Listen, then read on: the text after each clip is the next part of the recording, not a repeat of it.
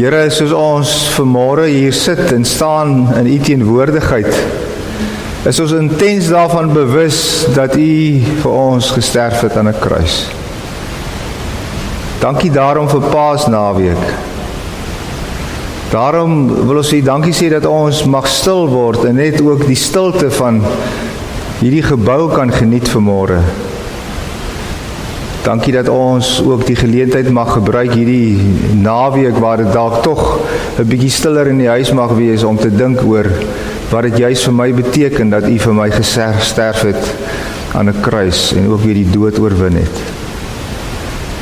Dankie dat ons nou mag weet dat U deur die Gees vir ons sal kom leer en sal kom lei. Dat U deur die Gees U woord aan ons sal kom oopmaak. Ons nooi U binne. Amen. Matteus 27 vanaf vers 30. Hulle het op hom gespoeg en die stok gevat en hom oor sy kop geslaan. Nadat hulle hom klaar bespot het, het hulle die mantel uitgetrek en weer sy eie klere vir hom aangetrek. Toe lei hulle hom weg om hom te kruisig. Vriende, dis die gebeure van die nag wat nou verby is. Ons het ons nou gisteraand het ons nou mekaar herinner aan die nagmaal wat ingestel is. Dan het Jesus en sy disippels gaan bid in die tuin van Getsemane. Hulle het aan die slaap geraak, het hulle 3 keer wakker gemaak en toe die soldate gekom en Jesus weggeneem. En die traumatiese van Petrus wat gesê het, ek sal U nooit verloon nie en wat hom toe wel verloon het. Dit het alles die nag gebeur en op die ou einde het die geskreeu van die priesterhoofde en die Jode het gemaak dat Pilatus gesê het, dan moet julle hom vat en dan moet hy gekruisig word. En dis waar ons nou is en dit is waar hierdie gedeelte inpas. Vers 32, toe hulle uitgaan, kry hulle 'n man van Sirene met die naam Simon. En hulle het hom gekommandeer om Jesus se kruis te dra. Hulle het toe by 'n plek wat Golgotha genoem is, dit beteken kobbeenplek gekom. Daar het hulle hom aan 'n mengsel van wyn en gal gegee om te drink. Maar hy het dit geproe en hy wou dit nie drink nie. Hulle het hom gekruisig en sy klere verdeel deur te loot. Daarna het hulle gaan sit en by hom wag gehou. Bokant sy kop het hulle die aanklag teen hom in skrif aangegee. Dit is Jesus, die koning van die Jode. Saam met hom het hulle ook 2 rowers gekruisig, die een regs en die ander een links van hom. Die mense wat daar verbygeloop het Jesus gelaster. En hulle het sy kop geskit, of hulle het hulle kop geskit en gesê, jy wat die tempel afbreek en in 3 dae opbou, red jouself as jy die seun van God is. En kom van die kruis af. Net so die priesterhoofde saam met die skrifgeleerdes en die familiehoofde ook gespot en gesê, aan ander het hy gered, maar homself kan hy nie red nie. Vriende, ek weet nie van julle nie, maar toe ek nou nog so 'n bietjie kleinerig was, kleiner is nou, jonger is nou, het dit nogal vir my gepla dat dit hier so 'n wrede storie in die Bybel is. Denise, jy skud jou kop, né? Dis 'n wrede storie. En 'n mens wonder altyd, was dit dan nou nodig? Was dit nodig dat die storie nou so wreed moet wees, dat hulle moet slaan met swepe, met stukkies lood of yster in die voorkant? Ag, die hele ou storie, ek gaan nie daar draai nie. Was dit dan nou nodig dat dit so bloedig en bloeddorstig moes wees? En dit, vriende, sukkel ons maar vandag nog mee. Ek sukkel om van daai flieks te kyk waar hulle dit so grafies uitbeeld. Ek sukkel baie keer om te wonder, was dit nodig dat daar 'n dag soos 'n Goeie Vrydag moet wees, hierdie dag waarop Jesus gekruisig is.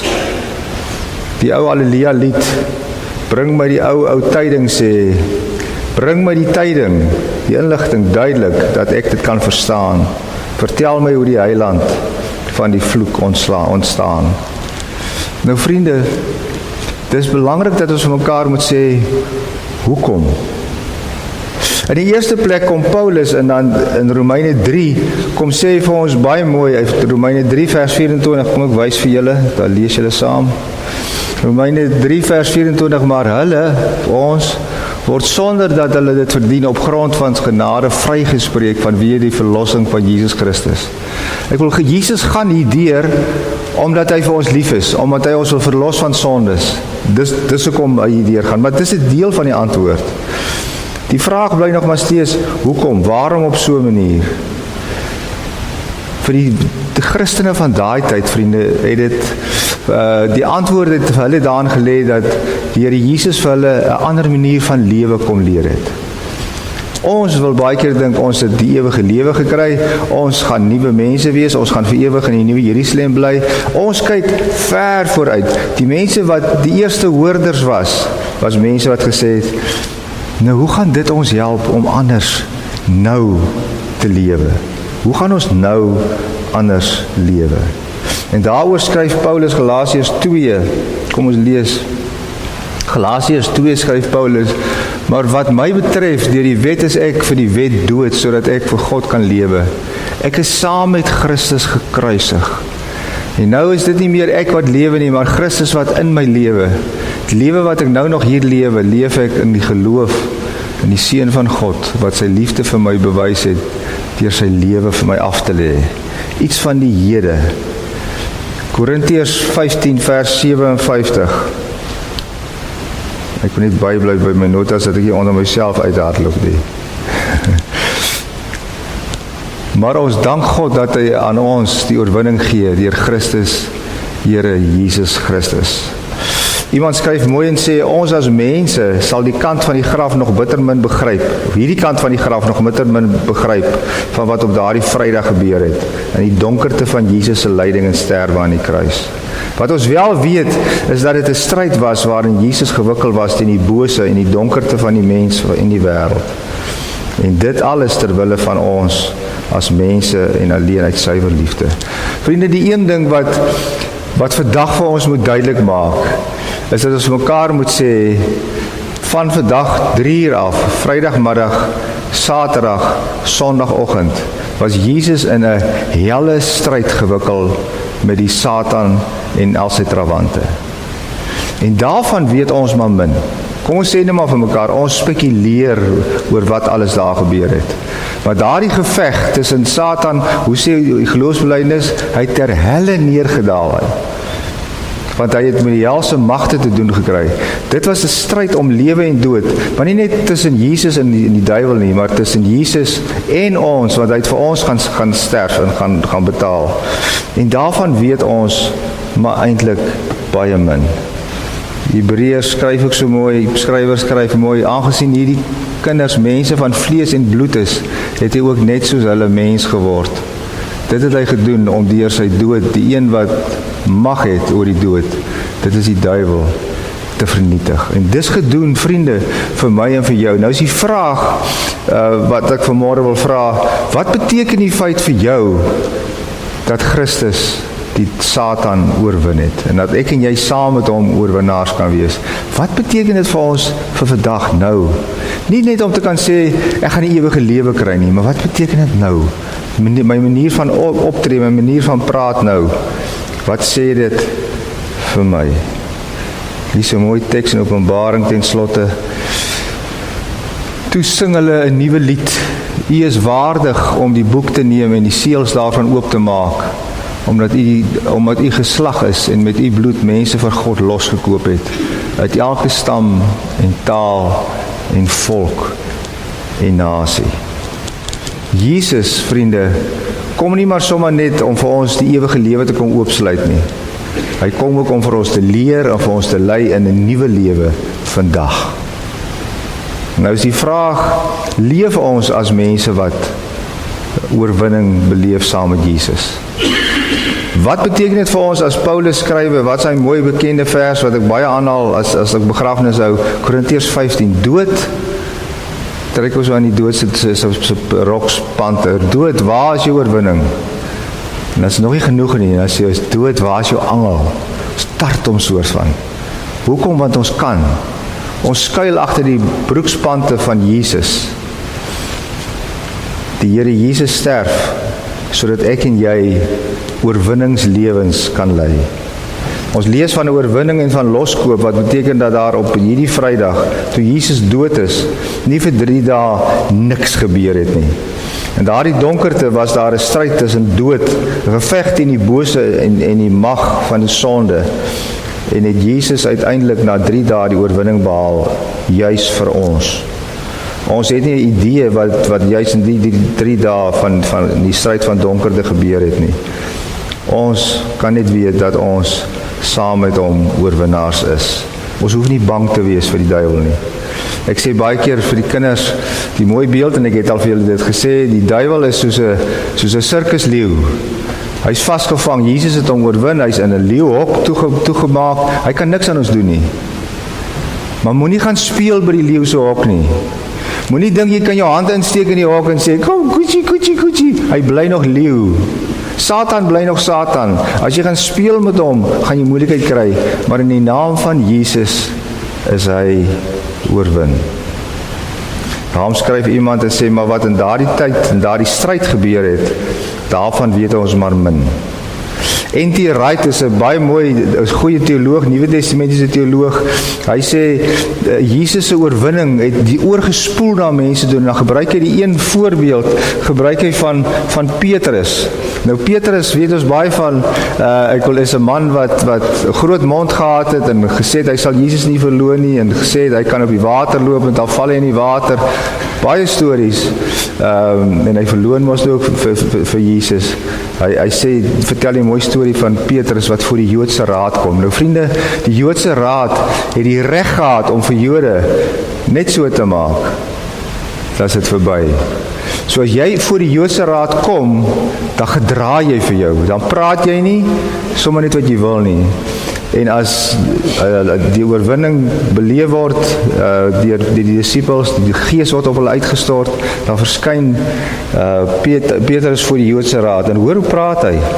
Hy sê, julle Joodse raad, julle moet maar self besluit wat voor God reg is, om aan julle gehoorsaam te wees of aan God. Want wat ons disippels betref, dit is onmoontlik vir ons om nie te praat oor wat ons gesien en gehoor het nie. Vriende, leef daar iets van hierdie, hoekom is die woord spandabelrig nou in my kop? Leef daar iets van hierdie oorvloed van genade, hierdie oorvloed van oorwinning in my en jou se optrede elke dag. Kan mense, as jy met hulle te doen gehad het, na die tyd sê, weet jy, daai vrou, daar's iets anders. Daar's iets besonders aan die manier hoe hierdie man met ons praat. Hy het iets anders, hy het iets verstaan van die oorwinning wat daar is in Jesus Christus. Die oorwinning is vir jou en vir my gegee. Dis vir ons om dit te aanvaar. Die Here maak dit baie maklik om te sê aanvaar, want hy kom gee vir ons die opsomming van die evangelie hier op 'n skingbord. En daarom wil ek julle vanmôre uitnooi, soos ons nou gesê het, almal van julle, kom haal vir julle nagmaal. Ek gaan nou onder staan nou en dan gaan ek julle uitnooi. Kom haal vir julle nagmaal. Gaan sit weer op jou plek. Maak jou oë toe en sê, Here, dankie dat hierdie nagmaal, hierdie oorwinning vir my. Maar help my om hierdie oorwinning te leef, sodat mense kan weet dat die oorwinning wat Jesus behaal het, ook 'n effek het op my lewe. Ek wil 'n laaste storie vertel. N.T. Wright, weer dieselfde skrywer, vertel die storie en ek gaan dit lees. Hy vertel die verhaal van 'n katolieke aartsbiskop. Nou, dit is 'n perd wat hoog is in die kerk.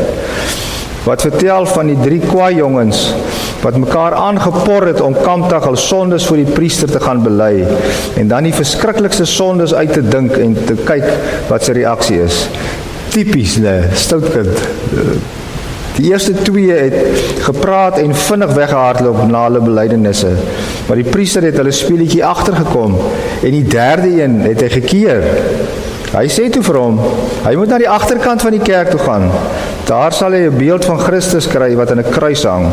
En dan moet hy 3 maal sê, jy het dit alles vir my gedoen en ek gee niks om nie. Pla my min. Wat ons, en dan gebeur het dat hy agtertoe gaan, ek op die regte bladsy kom, ek voel niks daarvoor nie. En die 3de keer toe hy dit moes sê, bars hy in trane uit. Hy hardloop by die kerk uit, as iemand wat verander is. Iemand met 'n nuwe hart.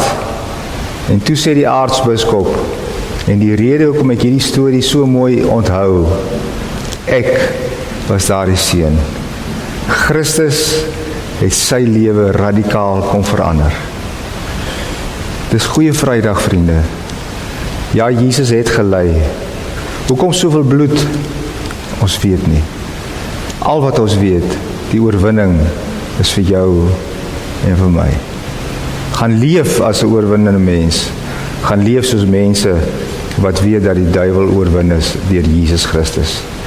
Vriende, ek gaan nou af onder toe, en dan kan u, as u gereed is, kom julle en kom haal vir julle brood en wyn, gaan terug na jou sitplek toe en gaan sit rustig. En as jy klaar is om dit gebruik, los die glasie net daarso en jy verlaat die kerk. So daarom groet ek jou sommer nou al by voorbaat en sê dankie dat julle hier was, want ek groet julle in die naam van die Vader en die Seun en die Heilige Gees. Mag julle 'n geseënde Paasnaweek beleef. Ons sien mekaar Sondag.